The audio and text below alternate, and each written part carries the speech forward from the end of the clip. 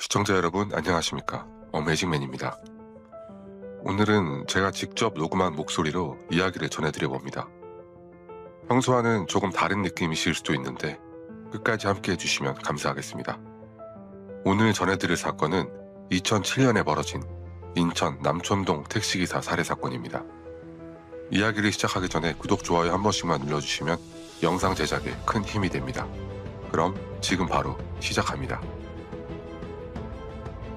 폭우가 쏟아지는 새벽 3시, 인천의 한 고가도로 아래 43세의 택시기사가 고가도로 아래 수풀에 버려져 있었습니다. 가슴과 목에는 17개의 칼자국, 한쪽 손목에는 풀다만 끈, 장대비가 그의 피를 희석시키고 있었습니다. 범인들이 그에게서 빼앗은 것은 고작 현금 6만 원이었습니다. 피해자는 1살 된 아들의 아버지였습니다. 폭우에도 새벽까지 택시 운행을 멈추지 못한 이유가 바로 그 아이 때문이었습니다. 범인들은 시신을 수풀에 버리고 택시를 몰아 달아난 뒤 불을 질렀습니다. 그리고 16년이 흘렀습니다. 아이는 아버지의 얼굴도 모른 채 고등학생이 되었고 범인들은 평범한 일상을 살고 있었습니다. 그 긴 침묵을 깨뜨린 것은 범인들이 태우다 남은 종이 한 조각이었습니다. 2007년 6월 30일 토요일 저녁이었습니다. 인천의 하늘은 오후부터 무겁게 내려앉기 시작했습니다. 장마전선이 한반도 중부를 덮으면서 굵은 빗줄기가 도심을 두드렸고 거리의 네온사인은 빗물에 번져 흐릿한 빗무리를 만들어내고 있었습니다. 인천 시내의 한 허름한 식당 앞에서 한 남자가 우산을 접었습니다. 43세의 개인택시 운전기사 이모 씨였습니다. 그는 식당 안으로 들어가 구석자리에 앉았습니다. 오랜 친구 한 명이 먼저 와서 기다리고 있었고 두 사람은 식사를 하며 이런저런 이야기를 나누었습니다. 이모 씨는 그날따라 평소보다 말이 적었습니다. 친구가 이유를 묻자 그는 잠깐 웃고 나서 요즘 늦둥이가 말귀를 알아듣기 시작했다는 이야기를 꺼냈습니다. 돌이 지난 지 얼마 되지 않은 아들이었습니다. 친구는 자식 자랑 시작되면 끝이 없다며 놀렸고 이모 씨는 손사래를 치며 밥그릇을 비웠습니다. 식사가 끝나고 두 사람은 식당 앞에서 헤어졌습니다. 친구는 조심히 가라는 말을 남기고 반대편 골목으로 사라졌습니다. 이모 씨는 길가에 세워둔 자신의 택시에 올랐습니다.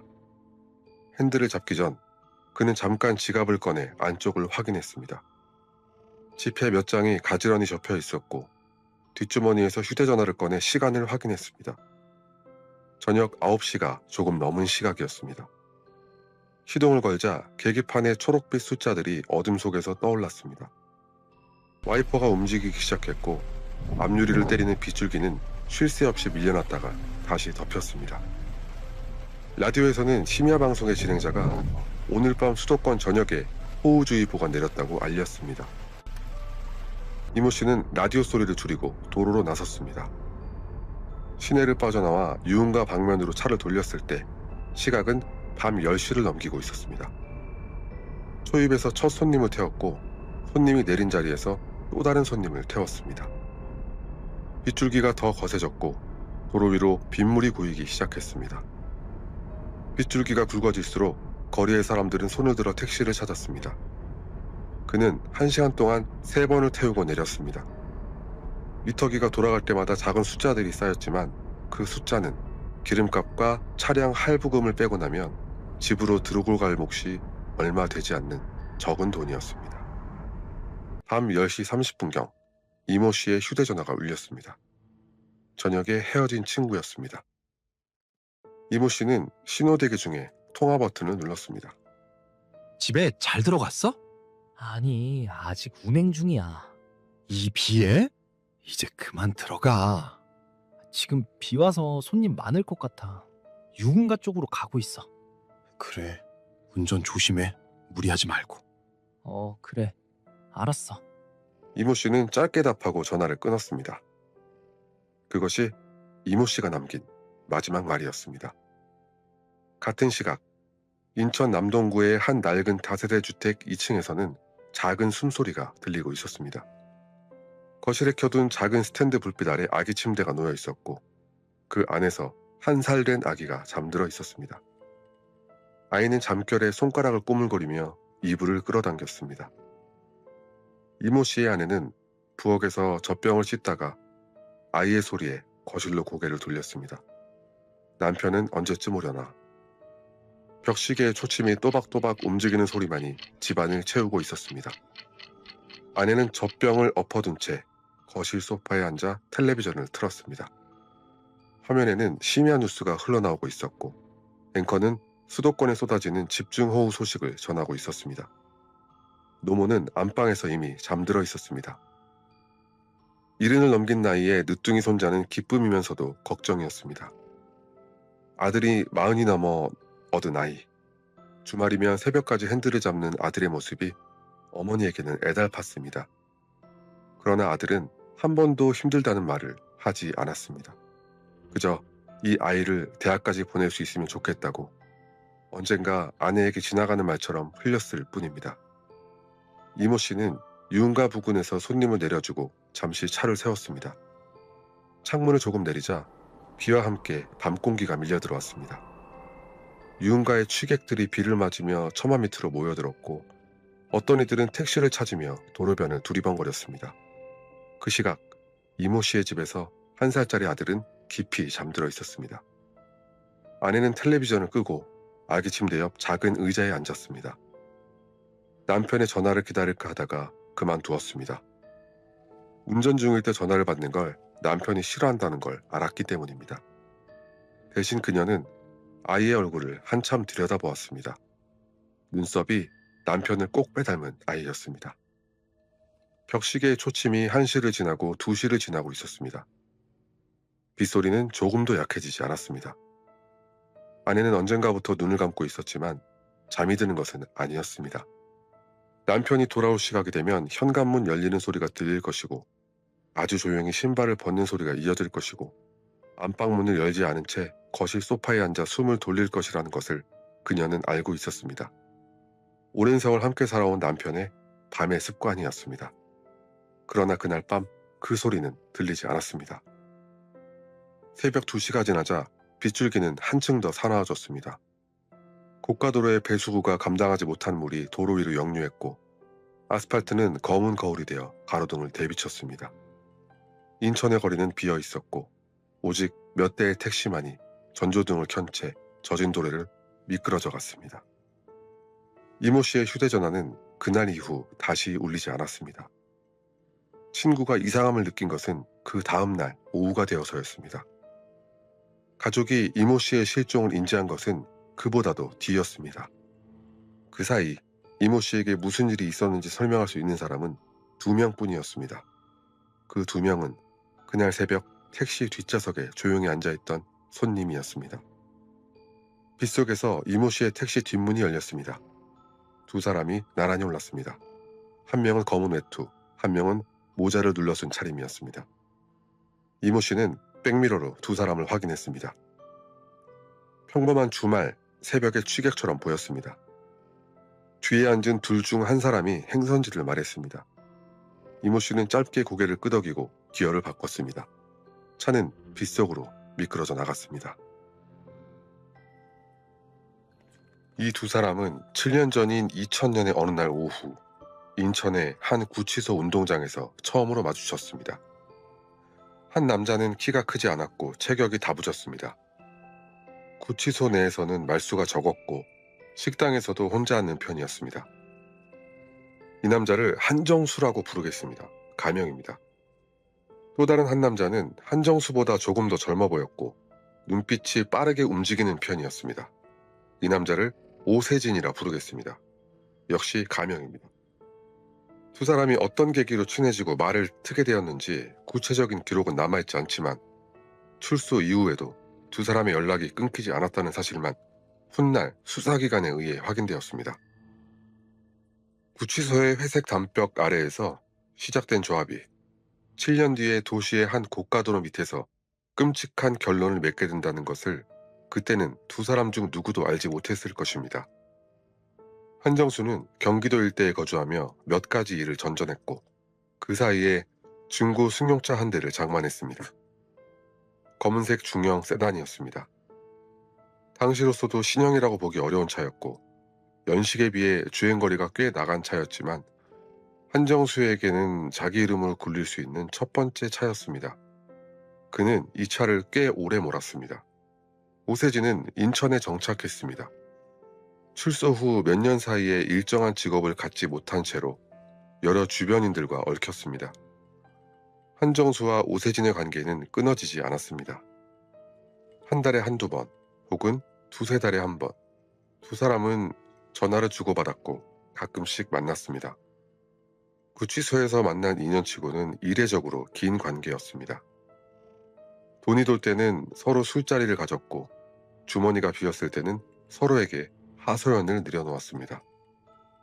2007년 봄부터 여름으로 넘어가는 어느 시점, 두 사람의 사정은 좋지 않았습니다. 한정수는 하던 일이 풀리지 않았고 가지고 있던 자금은 줄어들고 있었습니다. 오세진의 형편은 더 나빴습니다. 일정한 수입이 없는 상태가 오래 이어졌고 당장 손에 쥘 수 있는 현금이 절실한 상황이었습니다. 두 사람이 만난 자리에서 오간 대화는 자연스럽게 돈 이야기로 기울었습니다. 훗날 항소심 재판부는 이 시기 두 사람의 상태를 한 문장으로 정리했습니다. 경제적인 빈곤에 처하게 되자 택시 강도를 계획하고 승객을 가장해 택시에 탑승한 후 범행을 저질렀다. 그 한 문장 속에는 몇 달에 걸친 모의가 압축되어 있었습니다. 택시를 노리자는 발상이 누구의 입에서 먼저 나왔는지는 확정되지 않았습니다.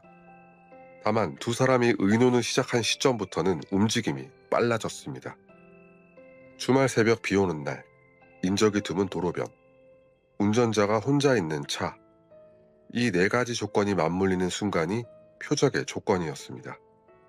현금을 다루는 직종 중에서 관리가 허술한 대상을 고르는 일은 두 사람에게 그다지 어려운 계산이 아니었습니다.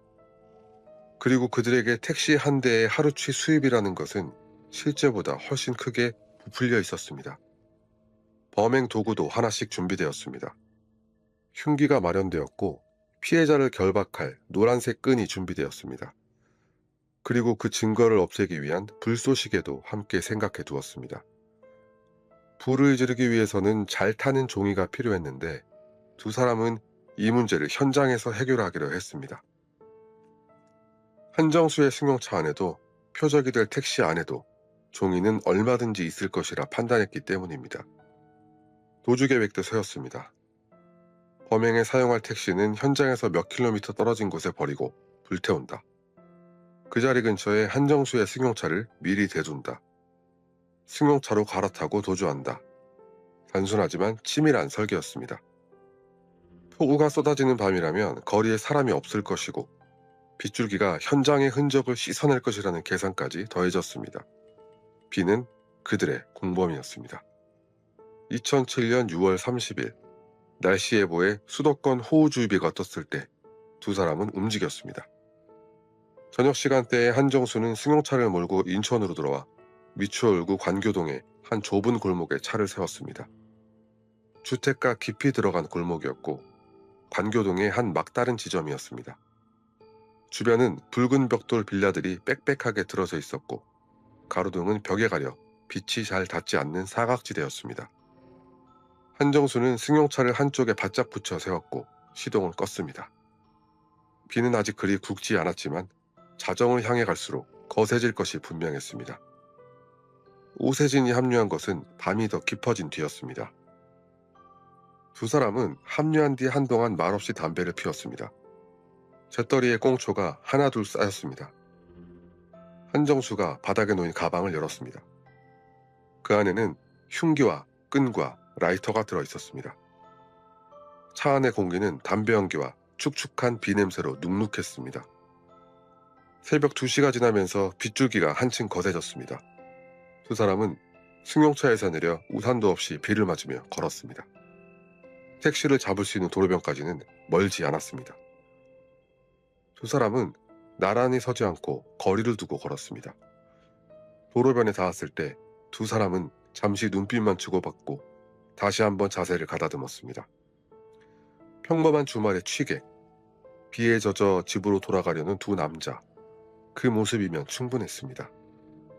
도로 위에 한 택시가 들어오고 있었습니다. 비에 젖은 아스팔트 위로 전도등 불빛이 번졌고 와이퍼가 유리창 너머에서 분주하게 움직이고 있었습니다. 두 사람 중 한 명이 손을 들었습니다. 택시가 서서히 속도를 줄였습니다. 운전석에 앉은 남자는 뒷좌석을 한번 돌아보고는 문을 열어주었습니다. 두 사람은 말없이 올라탔습니다.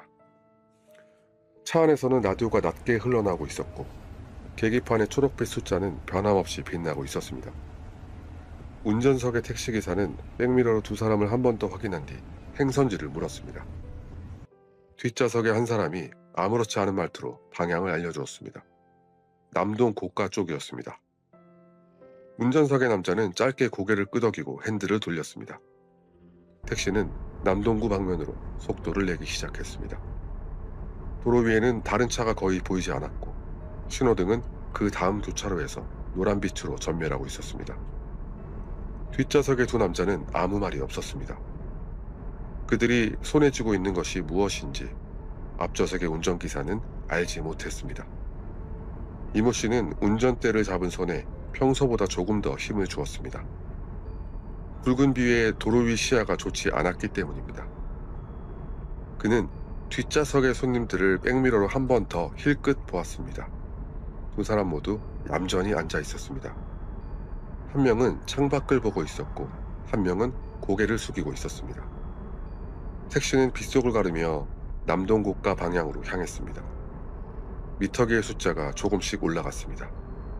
이모 씨는 그날 새벽 그 두 사람을 태운 것이 마지막 운행이 되리라고는 생각하지 못했습니다. 그의 지갑에는 그날 밤 운행하며 벌어들인 현금 6만 원이 들어있었습니다. 그것이 오늘 하루치 수입의 전부였습니다. 택시는 제2경인고속도로 남동고가 방면으로 접어들고 있었습니다. 새벽 3시를 향해 가는 시각이었고 왕복 8차선의 도로 위에는 이모 씨의 택시 말고는 지나가는 차가 거의 보이지 않았습니다. 고가 아래 구간은 주변에 화해농가 서너 곳을 빼고는 건물이라고 할 것이 없었습니다. 남동경찰서까지의 거리는 1km가 채 되지 않았지만 퍼붓는 빗줄기 속에서 고가 밑의 도로변은 완전히 고립된 사각지대였습니다. 콘크리트 기둥 사이로 가로등 불빛이 빗줄기에 부딪혀 흩어졌고 고가 상판에서 떨어지는 빗물이 아래쪽 아스팔트를 치는 소리가 둔탁하게 울렸습니다. 뒷좌석에서 한 사람이 입을 열었습니다. 기사님, 잠깐 여기서 세워주세요. 이모 씨는 고개를 돌렸습니다. 정류장도 건물도 없는 도로변이었습니다. 여기요? 여기는 아무것도 없는데? 화장실이 급해서요. 아무렇지 않은 말투였습니다. 이모 씨는 방향지시 등을 넣고 속도를 줄였습니다. 택시는 고가 및 도로변에 서서히 멈춰 섰습니다. 와이퍼는 여전히 움직이고 있었고 미터기의 초록빛 숫자는 정지된 채 빛나고 있었습니다. 멈추자마자 뒷좌석에서 움직임이 있었습니다. 이모 씨가 요금을 말하기 위해 뒤를 돌아보려는 찰나였습니다. 한 남자의 팔이 운전석과 조수석 사이로 뻗어나왔고 손끝에는 흉기가 쥐어 있었습니다. 날의 끝이 이모 씨의 옆구리에 닿았습니다. 금속의 차가운 감촉이 셔츠를 뚫고 전해졌습니다. 이모 씨는 순간 숨을 멈추었습니다. 백미러로 보이던 두 명의 손님, 평범한 주말, 새벽의 추격처럼 보였던 사람들, 그들이 지금 그의 몸에 칼을 대고 있었습니다. 다른 한 사람이 뒷좌석에서 내려 운전석 쪽으로 돌아왔습니다. 창문을 두드리며 말했습니다. 문 열어. 이모 씨가 문을 열자마자 남자는 운전석 옆에서 이모 씨의 한쪽 손목을 잡아당겼습니다. 뒷좌석의 남자도 나머지 한 손을 잡았습니다. 노란색 끈이 두 손목에 감겼습니다. 끈은 빠르고 거칠게 조여졌습니다. 가만히 있어, 움직이면 죽어. 이모 씨는 몸을 비틀었지만 두 남자의 힘을 한꺼번에 상대할 수는 없었습니다. 손목이 끈에 묶이는 동안 그의 머릿속에서는 집에서 자고 있을 1살짜리 아들의 얼굴이 스쳤을 것입니다. 두 남자는 이모 씨를 뒷좌석으로 옮겼습니다. 한 명이 이모 씨의 몸을 눌렀고 한 명이 주머니를 뒤졌습니다. 지갑이 나왔습니다. 그 안에 들어있던 지폐가 전부 빠져나왔습니다. 6만 원이었습니다. 뒷주머니에서 휴대전화가 나왔고 휴대전화는 좌석 바닥에 던져졌습니다. 차 안에서는 비가 유리창을 두드리는 소리와 이모 씨의 거친 숨소리, 그리고 두 남자가 빠르게 숨을 뱉는 소리만이 뒤섞이고 있었습니다. 그런데 그 순간 이모 씨의 몸이 움직였습니다. 두 손이 묶여 있었지만 매듭이 완전히 단단하지는 않았던 모양입니다. 아니면 결박이 끝나고 나서 누군가의 손이 잠시 떨어진 사이였는지도 모릅니다. 이모 씨는 오른손을 비틀었고 끈이 조금 느슨해졌습니다. 그는 있는 힘을 다해 손을 빼냈습니다. 한쪽 손목에는 여전히 끈이 감긴 채였지만 다른 한쪽은 풀렸습니다. 그는 뒷좌석 문을 향해 몸을 던졌습니다. 손잡이를 잡은 손끝이 끊기는 듯했고 문이 열렸습니다. 비가 차 안으로 쏟아져 들어왔습니다. 이모 씨는 빗속으로 뛰어내렸습니다. 폭우 속 아스팔트 위로 내디뎌진 그의 두 발은 살기 위해 달렸습니다. 젖은 신발은 노면을 거칠게 밟고 미끄러졌습니다. 고가 기둥의 어둠 사이로 그가 달려나갔습니다. 셔츠는 이미 흠뻑 젖어 있었고 한쪽 손목에는 노란 끈이 길게 끌려 다녔습니다. 가로등 불빛이 빗줄기에 번지며 그의 그림자를 길게 늘렸습니다. 두 남자가 곧바로 그를 뒤쫓았습니다. 뒷좌석에서 뛰어내린 두 그림자가 빗속에서 이모 씨의 등을 향해 달렸습니다. 거리는 멀지 않았습니다. 주변에 그의 비명을 들어줄 사람은 아무도 없었습니다. 쏟아지는 빗줄기가 모든 것을 삼켰습니다. 잠시 뒤 두 남자는 이모 씨를 붙잡았습니다. 한정수와 오세진은 이모 씨의 가슴과 목덜미를 찔렀습니다. 한 번이 아니었습니다. 수사기관이 부검감정서를 통해 확인한 자상의 숫자는 17군데였습니다. 가슴, 목, 어깨에 걸친 17군데의 칼자국이었습니다. 한 사람이 저항하는 피해자를 누르는 동안 다른 한 사람이 흉기를 휘둘렀습니다.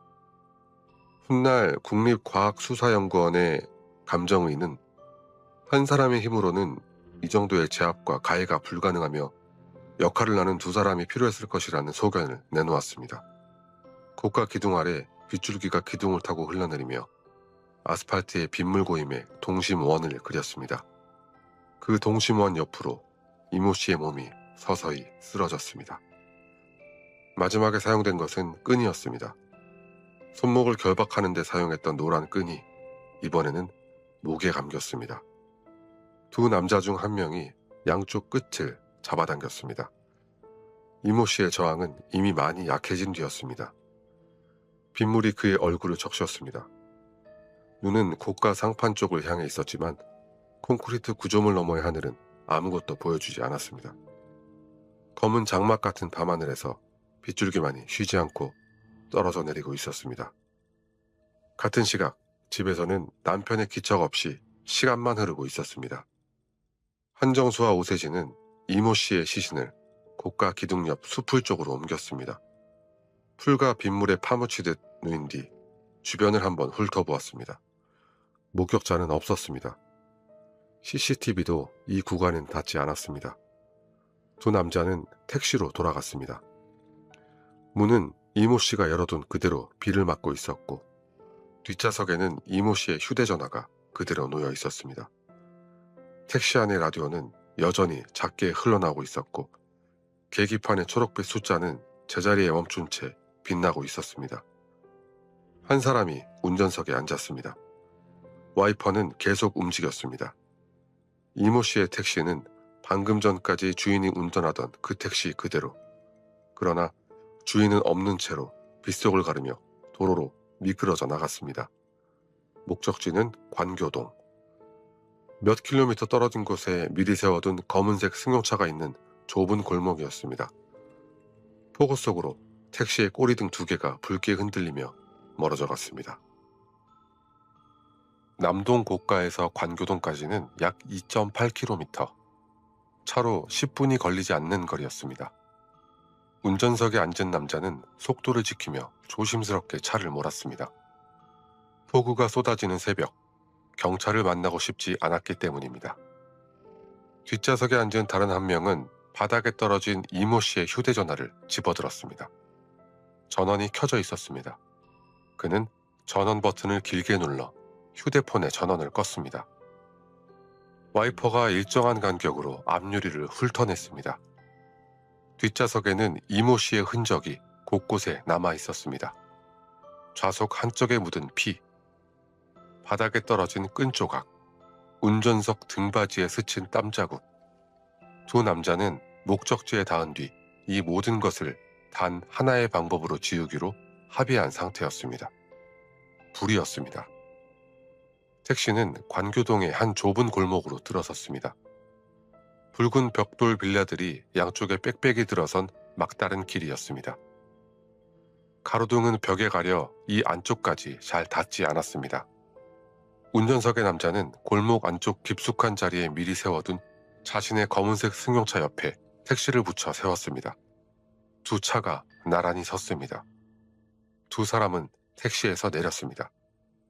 한 명은 손수건으로 운전대와 기어봉, 문 손잡이를 닦았습니다. 손끝에 지문을 지우려는 것이었습니다. 다른 한 명은 뒷좌석 문을 열었습니다. 불쏘시개가 필요했습니다. 두 사람은 차 안을 뒤지기 시작했습니다. 운전석 서랍에서 미터기 영수증 뭉치가 나왔습니다. 조수석 글러브 박스에서 종이 몇 장이 더 나왔습니다. 그것만으로는 부족했습니다. 그때 한정수가 자신의 승용차 조수석으로 돌아갔습니다. 글러브 박스를 열자 두꺼운 책자 한 권이 들어있었습니다. 오래전 승용차를 구입할 때 함께 받은 설명서 책자였습니다. 설명서 책자의 페이지를 뜯어냈습니다. 한 장씩 빠르게. 빗물이 손끝에 떨어져 종이가 구겨졌습니다. 뜯어낸 페이지들을 택시의 뒷좌석 위에 차곡차곡 쌓았습니다. 영수증 뭉치도 그 위에 올렸습니다. 라이터가 켜졌습니다. 폭우 속에서도 차 안은 밀폐된 공간이었기에 불씨는 쉽게 살아났습니다. 작은 불씨가 종이의 모서리를 먹어 들어가기 시작했고 이내 노란 불꽃이 피어올랐습니다. 두 남자는 뒷좌석 문을 닫고 재빨리 승용차로 옮겨 탔습니다. 승용차에 시동이 걸렸습니다. 그 뒤로 택시의 뒷좌석에서 불꽃이 창문 너머까지 비치기 시작했습니다. 유리창에 서서히 검은 연기가 차올랐습니다. 불이 좌석천을 태우기 시작하자 뜨거워진 정적 계통에 이상이 생겼는지 택시의 경적이 울리기 시작했습니다. 전조등이 깜빡거렸습니다. 주인 없는 택시가 제멋대로 경적을 내지르며 골목 안에서 비명을 지르고 있었습니다. 승용차는 골목을 빠져나갔습니다.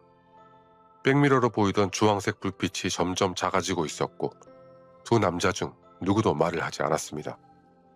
승용차는 다시 인천 시내를 벗어나 주변 도로로 접어들었습니다. 속도는 규정을 지켰고 방향지시등도 꼬박꼬박 켰습니다.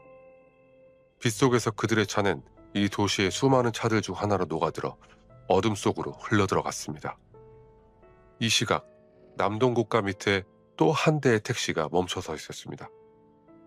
역시 주말 새벽 운행 중이던 40살의 택시기사 양모 씨가 오랜 운전으로 불편해진 몸을 잠시 풀기 위해 갓길에 차를 세운 참이었습니다. 고가 밑은 비를 피하기에 나쁘지 않은 자리였습니다. 양모 씨는 차에서 내려 숲을 쪽으로 걸음을 옮겼습니다. 소변을 보기 위해서였습니다.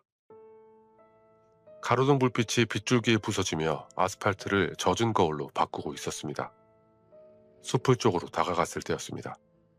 양모 씨는 걸음을 멈추었습니다. 처음에는 버려진 비옷이나 젖은 외투 같은 것으로 보였습니다. 하지만 가로등 빛이 비추는 숲을 속에는 한 남자가 반드시 누운 채 포구를 그대로 맞고 있었습니다. 한쪽 손목에 감긴 노란 끈이 비에 젖어 길게 늘어져 있었습니다. 양모 씨의 머릿속은 잠시 하얗게 비었습니다. 취객이 쓰러진 것이기를 바라며 조심스럽게 다가갔으나 한 걸음 더 내디자마자 그는 현장의 참혹함에 그대로 얼어붙었습니다.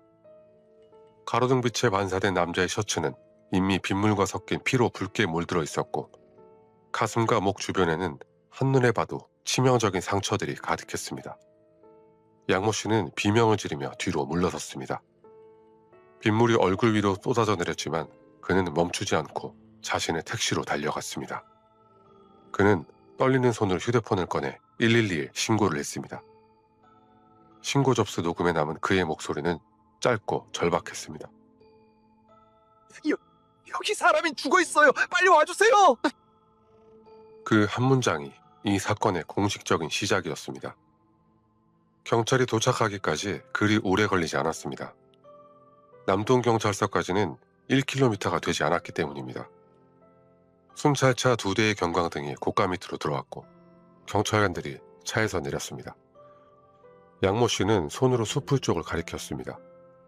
한 경찰관이 먼저 그쪽으로 걸어갔고 몇 초 뒤 다른 경찰관을 불렀습니다.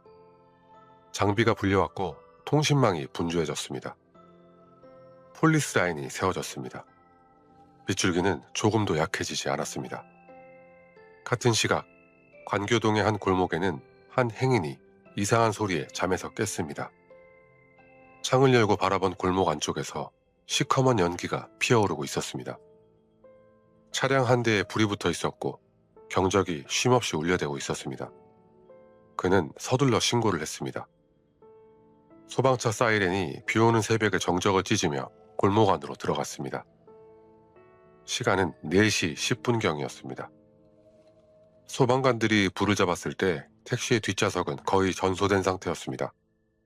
선장과 뒷좌석, 내장재는 새까맣게 녹아내렸고 앞좌석까지 그을음이 번져 있었습니다. 그러나 밀폐된 차 안에서 일어난 불이었기에 바깥으로 크게 번지지는 않았습니다. 그리고 바로 그 점이 훗날 수사기관에 결정적인 의미를 가지게 됩니다. 불은 증거를 완전히 태우지 못했습니다. 신고를 받고 출동한 다른 형사들이 현장에 도착했습니다. 택시 번호판을 조회한 결과 개인 택시 등록 차량이라는 것이 확인되었습니다. 차주의 이름이 나왔습니다. 이모 씨. 거주지와 연락처도 떴습니다. 형사들은 잠시 멈칫했습니다. 같은 새벽 남동고가 밑에서 사망한 채 발견된 신원 미상의 남자와 관교동 골목에서 불에 타고 있는 이 택시의 차주, 그 2점을 잇는 선이 빠르게 그어졌습니다. 형사들이 다시 남동고가 현장으로 돌아왔을 때 시신의 주머니 속에서 나온 신분증은 택시 차주와 일치했습니다. 이모 씨였습니다. 지갑 속에는 동전 1개도 남아있지 않았습니다. 그런데 운전석 쪽 깊숙이 끼워두었던 잔돈용 1,000원짜리 뭉치만은 범인들이 발견하지 못한 채 그대로 남아있었습니다. 범인들은 지갑만 노리고 나머지는 놓치고 간 것이었습니다. 남동고가 밑의 빗줄기는 여전히 멈추지 않았습니다. 현장 감식반이 도착했고 고가 기둥 주변 수풀에서 담배꽁초 몇 개와 노란 끈 한 조각이 수거되었습니다. 이모 씨의 것이 아닌 혈흔 3점이 현장에서 확인되었습니다. 혈액형은 B형이었습니다.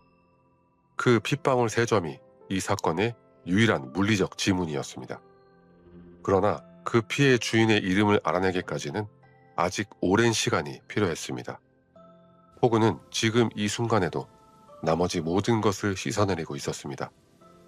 형사들은 현장 앞에 섰습니다.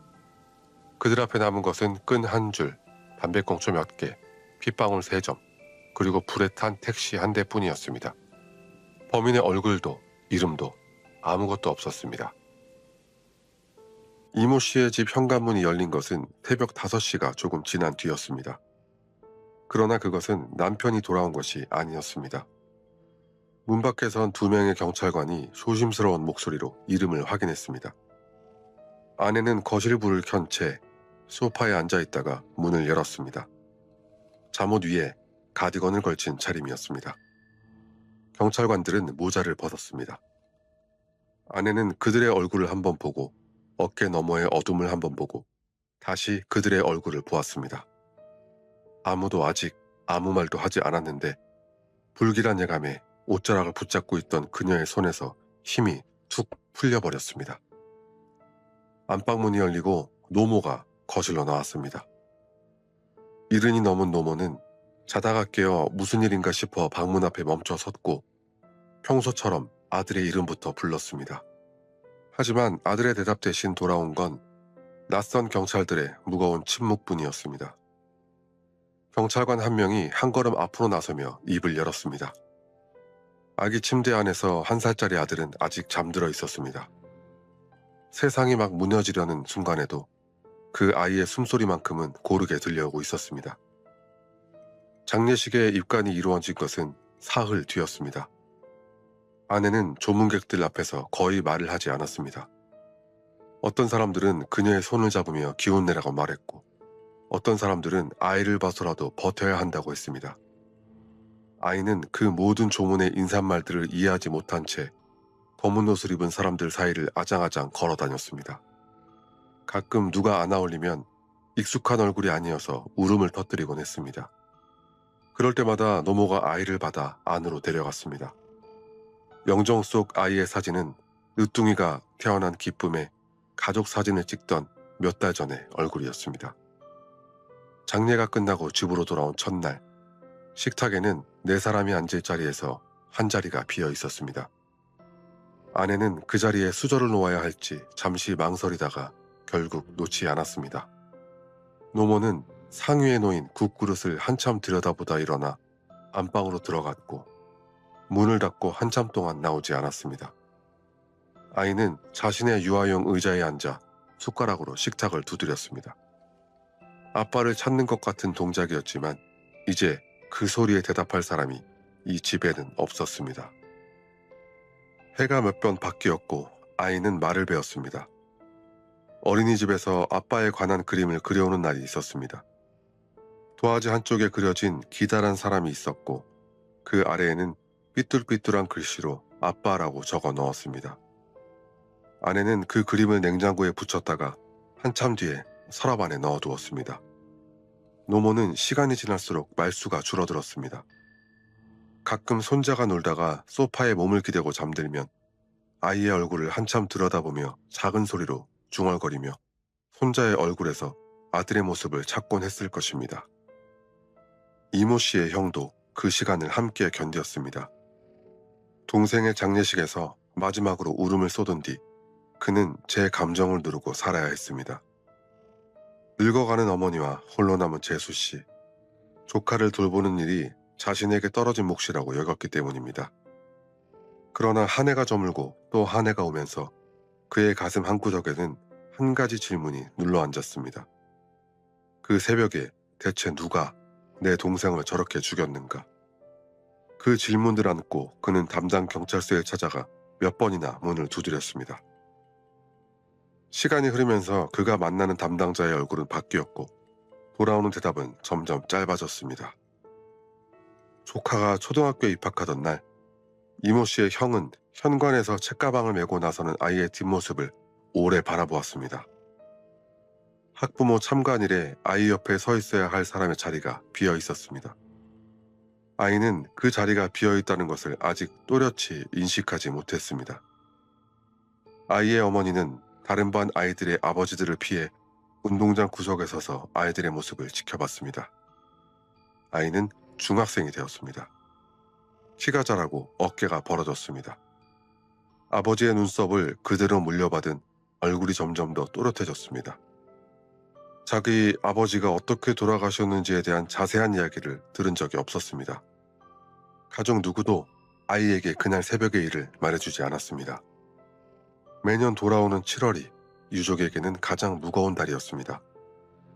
아이가 자라는 것을 볼 때마다, 학교 행사에서 아버지 자리가 빌 때마다 시간은 앞으로 가는데 빈자리만은 그대로였습니다. 가족이 가장 무겁게 느낀 것은 범인의 얼굴을 모른다는 점이었습니다. 누구를 원망해야 할지조차 분명하지 않은 상태에서 유가족은 해마다 그 달을 버텨야 했습니다. 이모 씨의 매형도 이 오랜 시간 동안 가족의 목소리를 대신하는 자리를 맡아왔습니다. 그는 언론을 상대로 몇 번 입을 열었고 기회가 있을 때마다 같은 말을 했습니다. 유가족들은 범인이 누구인지 나이와 얼굴도 모르는 상태다.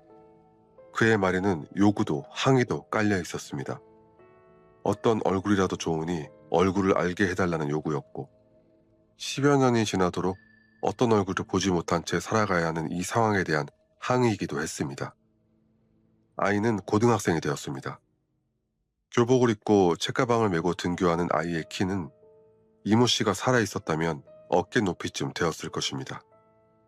아이는 운동을 좋아했고 친구들 사이에서 웃음이 많은 쪽이라고 했습니다.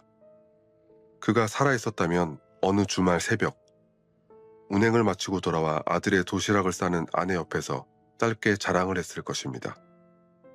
그러나 그 새벽 이후 그의 자리는 비어 있었습니다. 이모 씨의 형은 그 무렵 기자와 마주 앉아 마른 숨을 쉬며 말한 적이 있었습니다. 사건 발생 당시 동생에게는 돌이 지난 아들이 하나 있는데 시간이 흘러 이제 고등학생이 되었다고. 아직도 조카는 자기 아버지가 어떻게 돌아가셨는지 모른다고.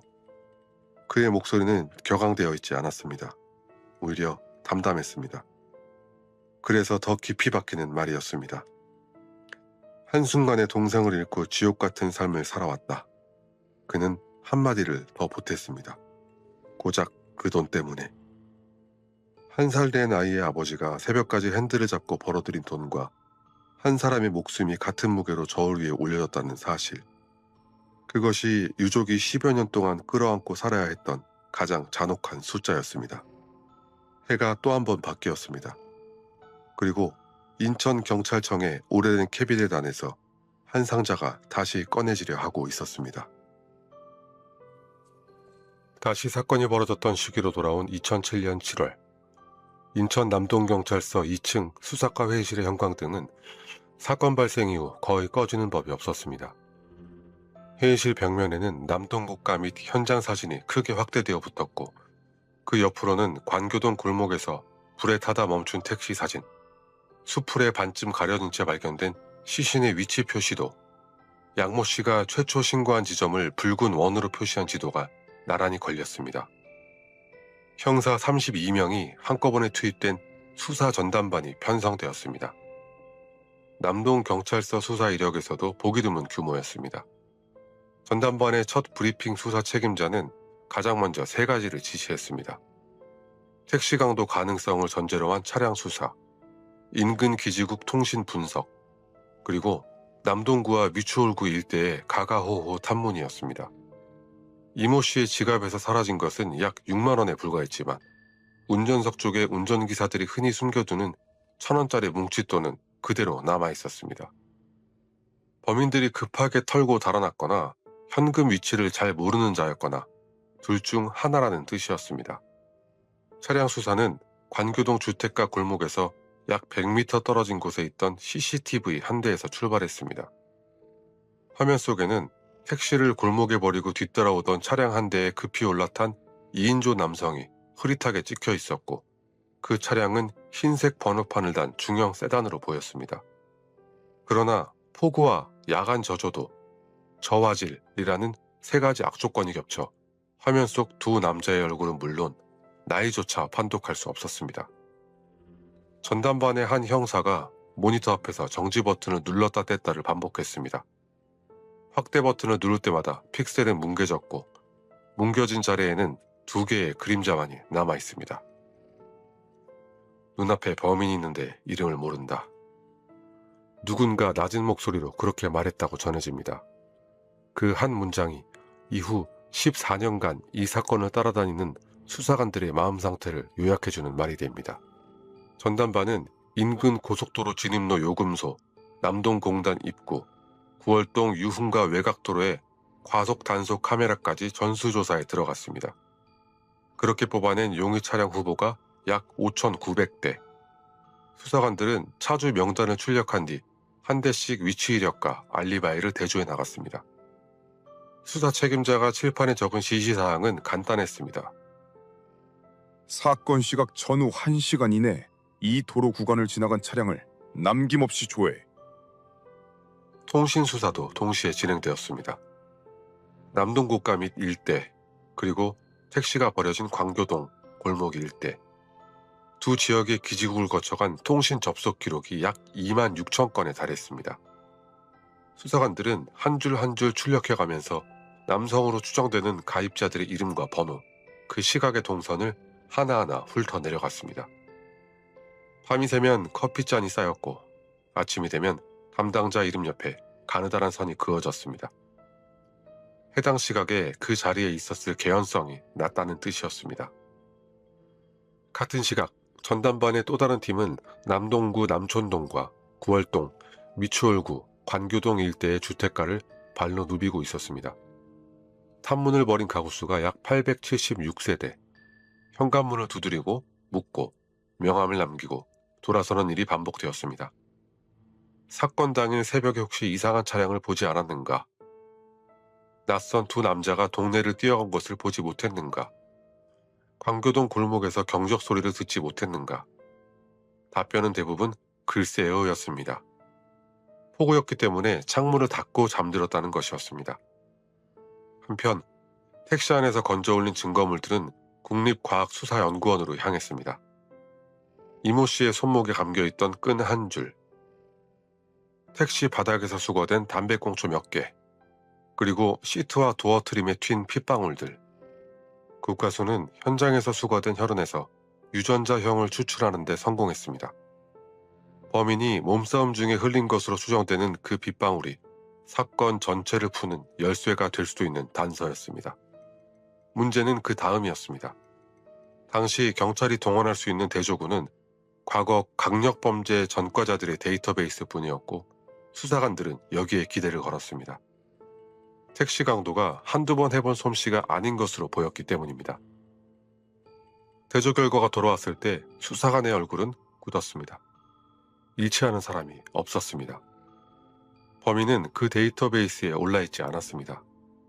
전과가 아예 없었다는 뜻이 아니라 유전자가 채취될 만한 종류의 강력 범죄로는 수사선상에 오른 적이 없었다는 뜻이었습니다. 형사들은 담뱃불을 물고 복도로 나왔고 그 자리에서 한참을 말없이 서 있었다고 전해집니다. 증거는 있는데 대조할 대상이 없다. 수사의 가장 답답한 국면이 시작되는 지점이었습니다. 범인의 피가 택시 안에 남아있음에도 그 피의 주인이 누구인지 알 수 없다는 사실. 그리고 그 주인이 지금 인천 어딘가에서 숨을 쉬고 밥을 먹고 어쩌면 텔레비전 속 수사 소식을 지켜보고 있을지도 모른다는 사실. 이 두 가지가 겹칠 때 수사관들이 느끼는 감정은 현직을 경험한 사람이 아니면 가늠하기 어려운 종류의 것이었습니다. 전담반은 방향을 돌렸습니다. 인천 한 도시만으로는 부족하다. 전국에 흩어진 유사 택시 강도 사건들과 연결고리를 찾아보자. 당시 전국 경찰서에 공조협조 요청이 내려갔고 최근 3년간 발생한 새벽 시간대 택시 강도 사건의 수법과 이 사건의 수법이 비교되었습니다. 17차례의 자상, 끈을 이용한 결박, 차량 방화, 2인조 공모, 그리고 현금 6만 원 강탈. 이 조합은 흔하지 않았습니다. 아니, 거의 유례가 없었습니다. 어느 지역의 사건과도 깔끔하게 들어맞는 연결고리가 나오지 않았습니다. 이모 씨의 장례가 끝난 뒤 남동경찰서 수사과에는 유족 3사람이 조용히 다녀갔습니다. 피해자의 형, 매형, 그리고 이모 씨의 아내. 1살 된 아기는 데려오지 않았습니다. 피해자의 형은 수사 책임자 책상 앞에 앉아 담담한 목소리로 물었습니다. 범인이 잡힐 수 있습니까? 수사 책임자는 대답 대신 고개를 숙였다고 전해집니다. 대답이 없다는 것이 그 자리에 가장 무거운 대답이었습니다. 6개월이 흘렀습니다. 전담반은 용의 차량 5,900대 가운데 3,800여 대의 알리바이를 확인했고 기지국 통신 26,000건 가운데 대부분을 훑어냈으며 876세대의 탐문을 마쳤습니다. 그럼에도 용의자 후보 명단에 올라갈 만한 이름은 단 한 건도 도출되지 않았습니다. 전담반 규모는 서서히 축소되기 시작했고 한 명씩 원래의 소속으로 돌아갔습니다. 칠판에 붙어있던 현장 사진이 떼어졌습니다. 떼어진 사진들은 상자에 담겼고 상자는 수사기록 25,000쪽과 함께 서고 안쪽 캐비넷으로 들어갔습니다. 수사 중지, 기록 보관. 공식 서류상 이 사건은 용의자 미특정으로 분류되었고 일선에서는 이를 미제 사건이라 불렀습니다. 2008년부터 2014년까지 해가 7번 바뀌는 동안 캐비넷은 열리지 않았습니다. 남동경찰서 인사이동이 있을 때마다 처음 이 사건을 맡았던 형사들은 다른 부서로, 다른 경찰서로 혹은 정년을 앞둔 자리로 조금씩 옮겨갔습니다. 서고 속 캐비넷은 먼지가 쌓였고 다른 사건 서류들이 그 위로 쌓여 올라가면서 모서리가 가려졌습니다. 2015년 대한민국 국회에서 살인죄의 공소시효를 폐지하는 법안이 통과되었습니다. 이른바 태완이법으로 불리는 이 법은 살인을 저지른 자는 세월이 아무리 흘러도 법정에 세울 수 있다는 원칙을 세웠습니다. 이에 따라 전국의 지방 경찰청마다 중요 미제 사건을 전담하는 수사팀이 신설되기 시작했고 인천도 예외가 아니었습니다. 2016년 인천경찰청 중요 미제 사건 전담 수사팀이 정식으로 꾸려졌습니다. 팀장과 팀원 몇 명이 가장 먼저 한 일은 인천 관내 각 경찰서 서고에 잠들어 있던 미제 사건 기록들을 모으는 것이었습니다. 남동경찰서 캐비넷이 9년 만에 다시 열렸습니다. 캐비넷 문은현 수사관은 손전등을 비춰 가장 안쪽에 놓인 상자를 하나를 꺼냈습니다. 상자 뚜껑 위에는 노란색 스티커가 붙어 있었고 그 위에 쓰인 글자는 이미 색이 바래져 있었습니다. 남촌동 택시기사 사건. 9년간 아무도 손대지 않았던 상자였습니다. 상자 안에는 수사기록 2만 5천 쪽이 묶음으로 정리되어 있었고 그 옆에는 현장에서 수거된 증거물 일부가 별도 봉투에 담긴 채 놓여 있었습니다. 봉투 중 하나에는 차량 설명서 책자 잔해, 불쏘시개 사용 흔적이라는 메모가 붙어 있었습니다. 반쯤 탄 종이 뭉치. 그 당시에는 더 이상 할 수 있는 분석이 없어 증거 보관실로 옮겨진 뒤 9년간 단 한 번도 꺼내지지 않은 증거물이었습니다. 수사관은 봉투를 그대로 다시 내려놓고 먼저 수사 기록을 팀 사무실로 옮겼습니다. 9년 전 전임자들이 남긴 기록의 마지막 장에는 추가 단서가 없다는 결론만이 적혀 있었습니다. 문장 끝에 마침표가 찍혀 있었습니다. 그러나 마침표 뒤에 공백이 있었습니다. 수사관은 그 공백을 오래 바라보았던 것으로 전해집니다. 2016년 그해 가을 2만 5천 쪽의 기록은 미제팀 사무실 벽 한 면을 가득 채웠습니다. 그 겨울 인천에는 다시 눈이 내렸습니다. 도시는 빠르게 사건을 잊어갔습니다. 관교동 골목에서 불에 타 있던 택시 자리에는 또 다른 주차 차량이 들어선 지 오래였습니다. 인천경찰청 미제사건 전담 수사팀의 사무실의 벽면에는 수사자료와 메모가 빼곡히 붙어 있었습니다. 팀장은 첫 회의에서 팀원들에게 짧게 말했습니다. 9년 전 선배들이 놓친 게 있어서가 아니다. 그때는 할 수 없었던 것을 지금은 할 수 있을지도 모르기 때문이다. 제 수사는 2만 5천 쪽의 수사 기록을 처음부터 다시 읽는 일에서 시작되었습니다. 팀원들은 각자 맡은 분량을 들고 집으로 가져가기도 했고 사무실 책상에 쌓아두고 하루 종일 뒤적이기도 했습니다. 2007년 당시 전담반 형사들이 남긴 동선 메모, 탐문 일지, 용의 차량 대조표가 한 장 한 장 다시 읽혔습니다. 수사관들이 주목한 것은 기술적 한계로 중단된 부분들이었습니다. 가장 먼저 꺼낸 단서는 관교동 골목의 CCTV 영상이었습니다. 당시 저화질로 인물을 판별할 수 없었던 그 영상을 9년 뒤의 영상 분석 기술로 다시 확대해보기로 한 것입니다.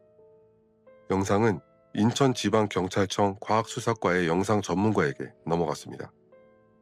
프레임 단위로 분리하고 한 프레임마다 노이즈를 제거하고 명암을 조정하고 여러 장을 겹쳐 잔상을 지우는 작업이 반복되었습니다.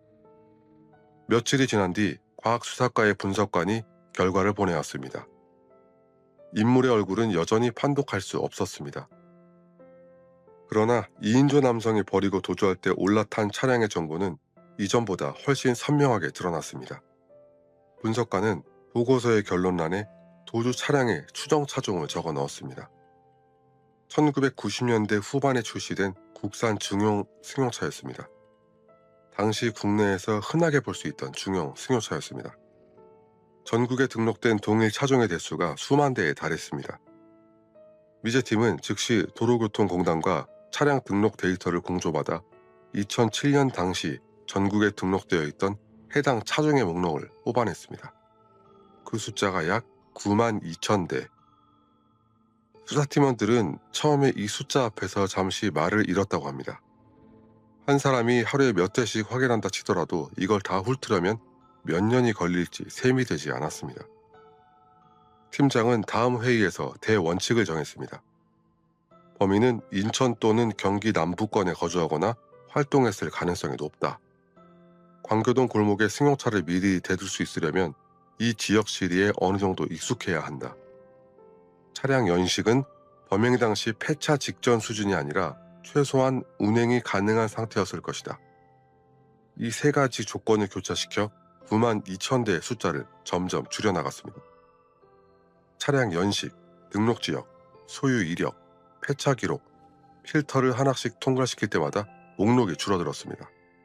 92,000대가 수만 대로, 수만 대가 수천 대로, 그리고 마침내 의심 차량 990대로 압축되었습니다. 팀원들은 이 990대의 차주, 과거 소유주, 그리고 관련자들의 명단을 뽑았습니다. 한 차량에 평균 2~3명의 관련자가 연결되어 있었고 이 모두를 합하면 약 2,400명이라는 숫자가 나왔습니다. 수사팀은 명단 위에 검은색 볼펜으로 번호를 매겨가며 한 명씩 찾아다녔습니다. 차주가 이사를 갈 경우 그 이사 간 곳으로 찾아갔습니다. 연락이 끊긴 경우 친척과 지인을 수소문했습니다. 면담한 사람들에게는 2007년 7월 1일 새벽에 알리바이를 물었고 간단한 신원 대조 동의를 받았습니다. 2,400명 가운데 상당수는 이미 그 차량을 매각한 지 오래였고 이 사건에 대해 전혀 들어본 적이 없다고 말했습니다. 그렇게 5년이 흘렀습니다. 2016년에 시작된 수사는 2017년, 2018년을 지나 2019년, 2020년에 이르렀습니다. 팀장과 팀원들은 그 사이 인사이동 없이 자리를 지켰습니다. 수사관의 수첩은 몇 건이 쌓였고 면담 대상자의 거주지는 서울, 인천, 경기, 강원, 충남, 심지어 제주까지 뻗어 있었습니다. 그럼에도 2,400명 가운데 결정적으로 수사를 진전시키는 이름은 나오지 않았습니다. 팀장은 매일 아침 사무실에 가장 먼저 도착했다고 전해집니다. 책상 서랍을 열면 사건 개요를 요약해둔 종이 한 장이 늘 같은 자리에 놓여 있었고 그는 그 종이를 한 번씩 들여다본 뒤 하루 일과를 시작했습니다. 수사팀장은 매일 아침 사건 기록을 펼칠 때마다 피해자의 억울함을 풀기 위해 마음속으로 기도를 하듯 수사에 임했다고 전해집니다. 2021년 여름, 팀원 한 명이 증거물 보관실로 향했습니다. 해당 차종 990대의 후속 작업을 이어가는 와중에도 팀 내부에서는 또 하나의 숙제가 늘 걸려 있었습니다. 2007년 당시 택시 뒷좌석에서 수거되었지만 그때의 기술로는 더 이상 분석할 수 없어 밀봉된 채 잠들어 있던 증거물들.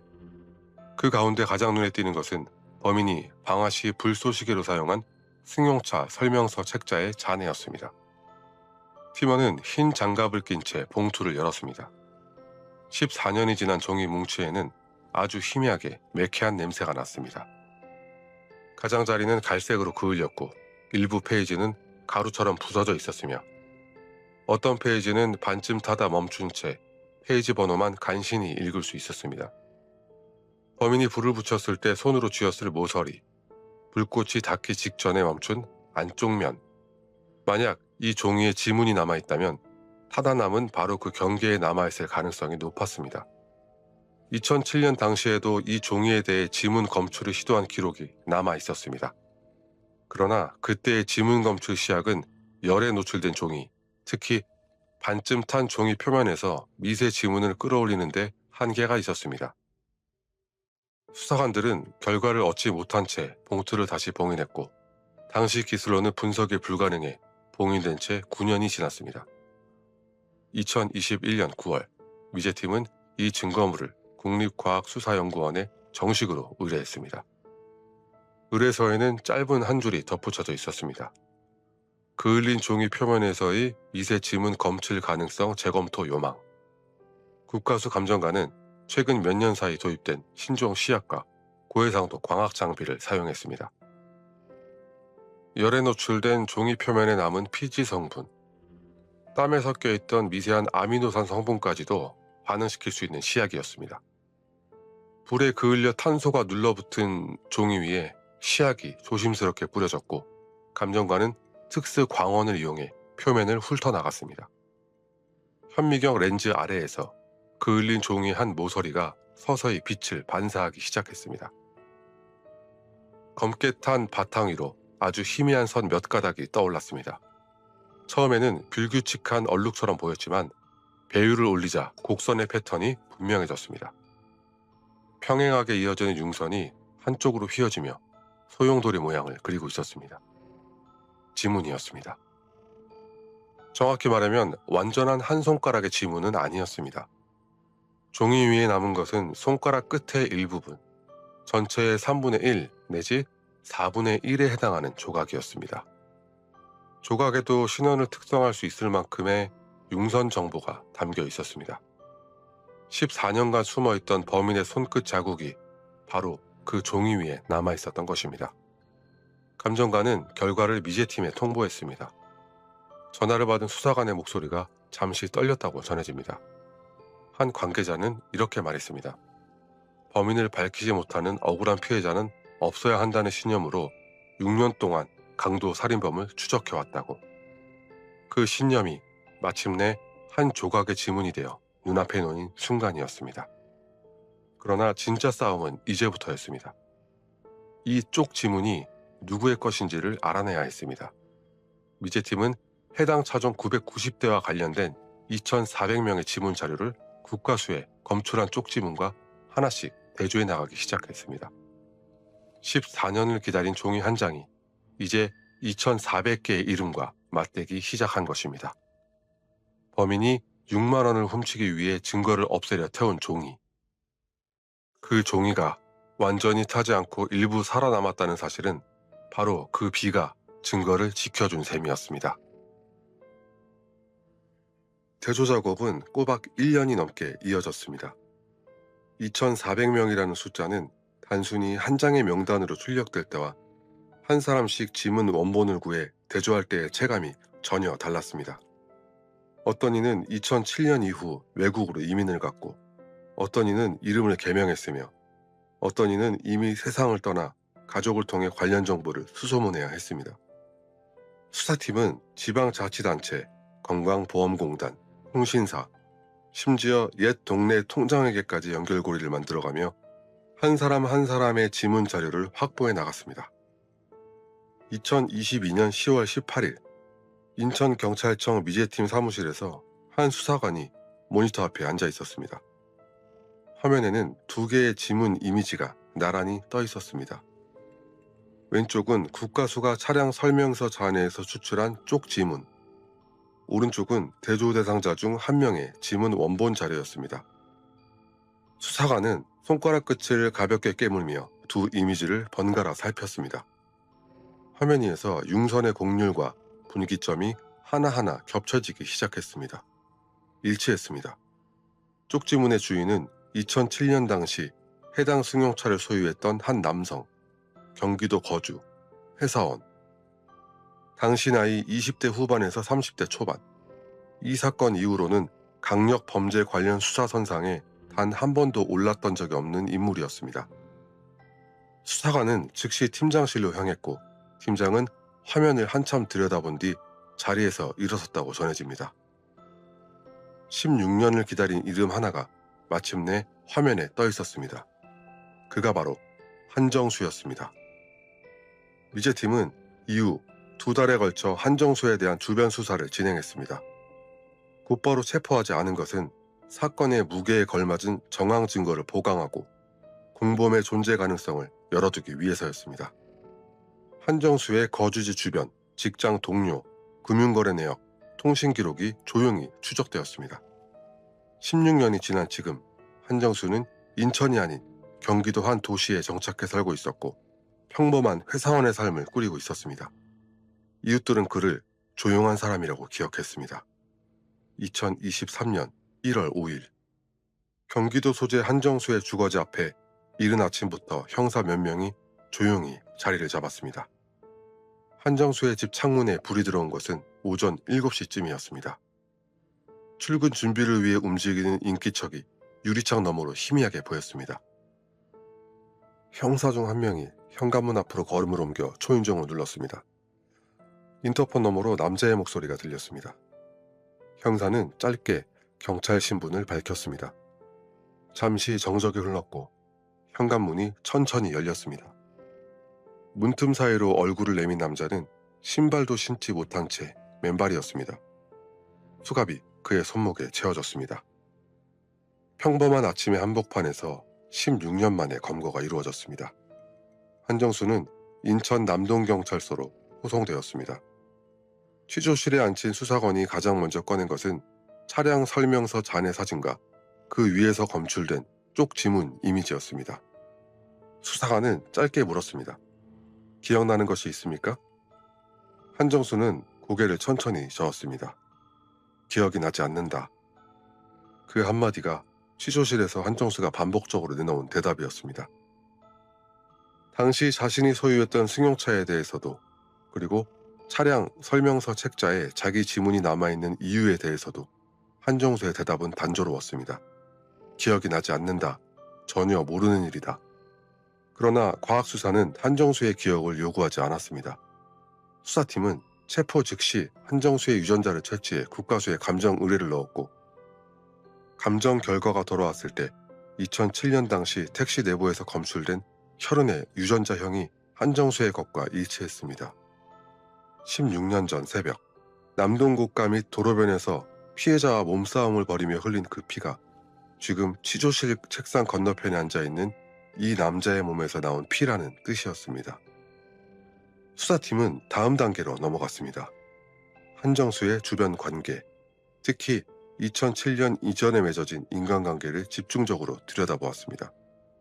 한정수의 통신 기록을 거슬러 올라가자 사건 당시를 전후한 시점에 자주 통화한 번호들이 추려졌고, 그 가운데 한 번호가 한정수와 같은 시기에 수감되었던 한 남성의 것임이 확인되었습니다. 두 사람이 구치소에서 만난 사이라는 사실이 각자의 수감 이력을 통해 뒷받침되었습니다. 바로 오세진이었습니다. 인천 거주. 당시 한정수와 비슷한 나이. 경찰은 오세진에 대해서도 통신, 금융, 주변인 탐문을 병행하며 조심스럽게 접근해 나갔습니다. 오세진이 한정수의 체포 소식을 어느 시점에 알았는지는 분명하지 않습니다. 다만 수사팀이 움직이는 사이에 도주를 막기 위해 2023년 2월 28일 새벽 오세진의 거처에 대한 긴급 체포가 단행되었습니다.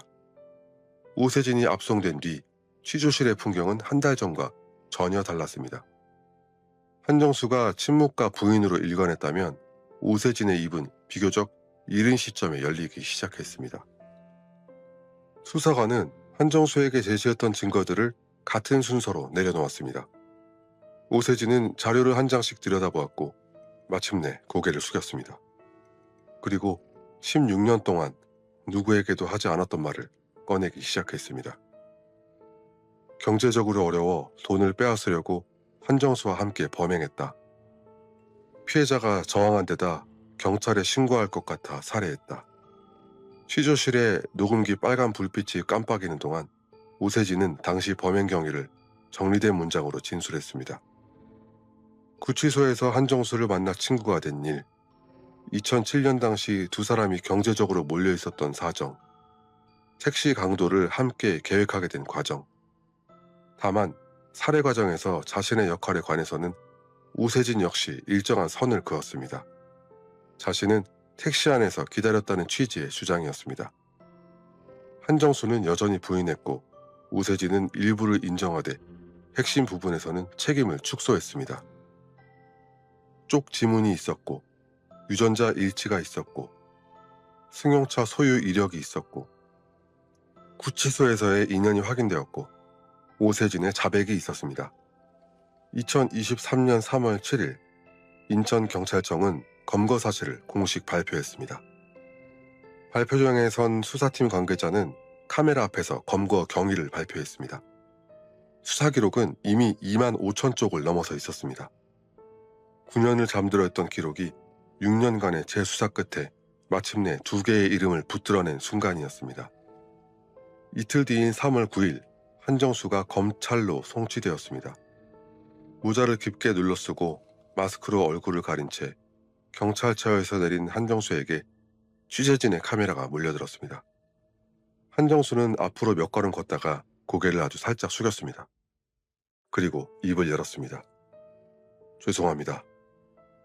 16년 만에 처음으로 한정수의 입에서 나온 그 사죄의 말이 마이크에 담겼고 한정수는 곧바로 호송 요원들에 의해 건물 안으로 사라졌습니다. 2023년 4월 21일 인천지방법원 324호 법정. 방청석 앞줄에는 피해자의 형과 매형이 앉아 있었습니다. 재판이 시작되기 30분 전부터 이 자리를 지켰습니다. 한정수는 모자와 마스크를 벗어야 했지만 고개를 숙인 자세로 변호인 옆에 자리를 지켰습니다. 오세진은 한정수보다 몸을 조금 더 세운 채 정면의 판사석을 가끔씩 바라보았습니다. 16년 만에 유족과 범인이 같은 공간 안에 놓인 순간이었습니다. 재판장은 공소사실을 낭독했습니다. 강도 살인. 낭독이 끝난 뒤 재판장은 피고인들에게 공소사실을 인정하는지를 물었습니다. 한정수의 변호인이 먼저 일어났습니다. 피고인은 해당 범행 현장에 있지 않았다. 국립과학수사연구원 감정 결과에 동의하지 않는다. 이것이 한정수 측이 내놓은 답변이었습니다. 방청석에서 짧게 탄식하는 소리가 흘러나왔습니다. 오세진의 변호인은 그 다음에 일어섰습니다. 공소사실을 전반적으로 인정한다. 다만 살인 과정은 인정하지 않는다. 피고인은 피해자가 택시에서 뛰쳐나간 뒤에 살해 과정에 가담하지 않았고 그 시각 택시 안에 남아 있었다. 이것이 오세진 측 입장이었습니다. 강도는 인정하되 살인은 자신과 무관하다. 그 무관함의 선이 어디에서 그어졌는지 오세진은 자기 변호인의 입을 통해 분명히 그어놓고 있었습니다. 재판이 짧은 휴정에 들어갔을 때 매형은 유족이 오랫동안 호소해온 이야기를 다시 한번 재판부 앞에서 꺼냈습니다. 재판장은 조용히 고개를 끄덕였지만 신상 공개 여부는 법원 소관이 아니라는 취지로 짧게 답변했습니다.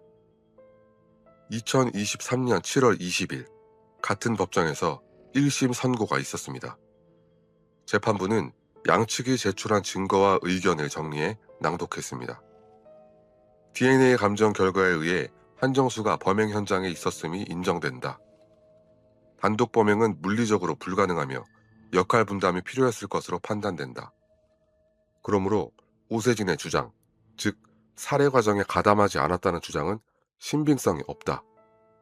재판장은 피고인들에게 각각 징역 30년, 보호관찰 5년을 선고했습니다. 선고 직후 한정수와 오세진이 법정 뒷문으로 퇴장하기 위해 일어섰습니다.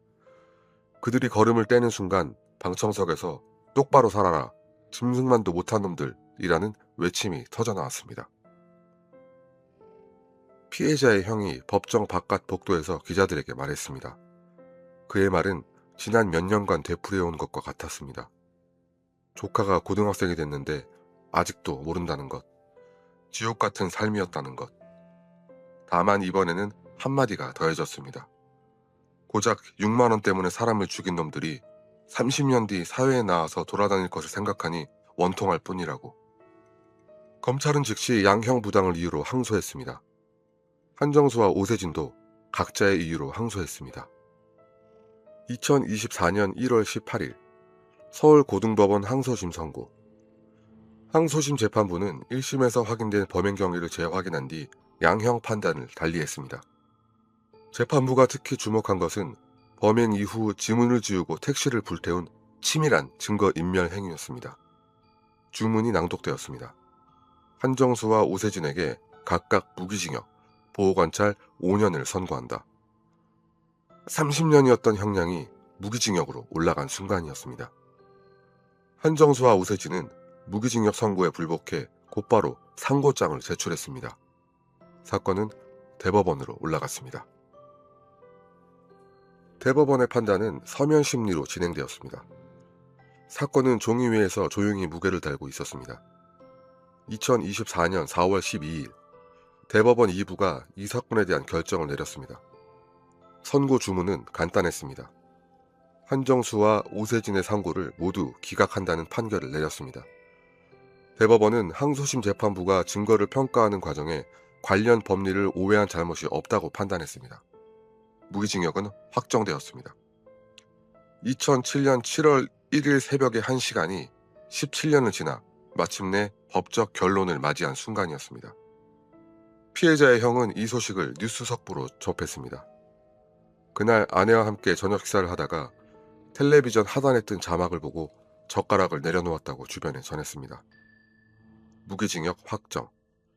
짧은 6글자가 화면 한 줄을 채우고 지나갔고 앵커의 목소리는 다른 뉴스로 넘어갔습니다. 피해자의 형은 식탁 앞에서 한참 동안 말이 없었습니다. 주먹을 쥐었다 폈다가 다시 숟가락을 들었다가 내려놓았다가 할 뿐이었습니다. 같은 날 피해자의 아들은 학교에서 평범한 하루를 보냈습니다. 수업을 듣고 친구들과 점심을 먹고 교문을 나와 집으로 돌아갔습니다. 17년 전 새벽 고가도로 밑에서 자기 아버지에게 무슨 일이 벌어졌는지, 그 아버지가 어떻게 세상을 떠났는지는 가족 누구도 아직 그에게 말하지 않았습니다. 보호자들의 그런 선택이 옳은지 아닌지를 판단할 자리는 바깥에 있는 그 누구의 것도 아니었습니다. 항소심 재판부가 판결문에 남긴 문장이 있었습니다. 피해는 전혀 회복된 바 없다. 이 문장은 판결문 안에 남았지만 판결문 바깥에서도 그대로 효력을 가지고 있었습니다. 법이 피해가 전혀 회복되지 않았음을 인정한 순간 남은 문제는 그 회복되지 않은 피해를 가족이 매일 어떻게 감당해내는가 하는 것이었습니다. 그 감당의 몫은 법정 밖으로 돌아온 유족 한 사람 한 사람의 일상 속에 남았습니다. 한정수와 우세진은 교도소로 돌아갔습니다. 수사팀 관계자는 짧은 입장을 남겼습니다. 세상에 잊히는 사건은 없다. 수사를 포기하면 우리가 공범이다. 남은 미제 사건도 범인을 잡을 때까지 수사하겠다고. 16년 전 캐비넷에 쌓여있던 2만 5천 쪽의 기록이 이제 법정 판결문 앞에 나란히 놓이게 된 순간이었습니다. 2024년 봄이 지나고 있었습니다. 남동 고가 및 도로변에는 여전히 차들이 지나다녔고 하회농가 비닐하우스는 17년 전 그 자리에 그대로 서 있었습니다. 관교동 골목은 몇 차례 재개발 이야기가 돌았지만 붉은 벽돌 빌라 몇 동은 변함없이 남아 있었습니다. 고가 기둥 아래의 수풀은 계절마다 자라고 시들기를 반복했고 그 자리에 한때 한 남자가 쓰러져 있었다는 사실을 기억하는 사람은 시간이 지날수록 점점 줄어들었습니다. 그러나 매월 7월이 되면 인천에는 다시 장맛비가 내립니다. 빗줄기가 창문을 두드리는 소리, 우산 위로 떨어지는 둔탁한 반향. 그 소리가 들러올 때마다 피해자의 가족 한 사람 한 사람의 시간은 2007년 7월 1일의 새벽으로 되돌아갑니다. 1살 된 아들을 재워두고 새벽까지 택시를 몰던 그 아버지. 빗속의 고가 기둥 아래에 끝내 쓰러져 있던 그 남자. 법이 내린 결론은 무기징역이었지만 빗소리가 환기시키는 것은 법의 결론이 아니라 법의 결론으로도 채워지지 않는 빈자리였습니다. 피해자의 형은 한 인터뷰 뒤편에서 이렇게 짧게 덧붙였다고 합니다. 무기징역도 모자란다. 그 말에는 판결이 확정되기 전에도 확정된 뒤에도 같은 마음이 담겨 있었습니다. 숫자로 표현되는 형량과 유족이 짊어지고 있는 시간의 무게는 서로 환산이 되지 않는 종류의 것입니다. 17년이라는 숫자와 무기징역이라는 단어 사이에 법이 만들어질 수 없는 공백 하나가 남아 있었습니다. 법은 결론을 내렸습니다. 대법원의 판결문 끝에는 마침표가 찍혔습니다. 그러나 유족에게는 마침표가 없습니다. 매년 돌아오는 7월 1일, 비가 내리는 그 새벽 시간대에 한 가족의 달력은 다시 2007년으로 넘어갑니다. 그리고 2008년으로, 2009년으로 매해 쌓여온 슬픔의 층위를 지나 다시 현재로 돌아옵니다. 이것이 법이 해결하지 못하는 종류의 것입니다. 우리는 종종 범죄자가 남기는 흔적에 대해 이야기합니다. 지문, 머리카락, 땀, 발자국. 수사의 현장에서 찾아내는 그런 흔적들이 있고 과학이 발전하면서 그 범위는 점점 더 넓어져 왔습니다. 그러나 이 사건이 우리에게 남긴 물음은 조금 다른 종류의 것입니다. 범죄자는 자신이 흘린 흔적을 없애려 했습니다. 그는 자신이 들고 있던 한 장의 종이가 타다 멈춘 채 빗물에 젖어 오랫동안 증거물 보관실에 남아있게 될 줄 몰랐을 겁니다. 그리고 그 종이 위에 자기 손끝 자국이 남아있을 줄은 더더욱 몰랐을 것입니다. 잊혀지는 사건은 없습니다. 아직 잡히지 않은 범인만이 있을 뿐입니다. 끝까지 시청해주셔서 감사합니다. 지금까지 어메이징 미스터리였습니다.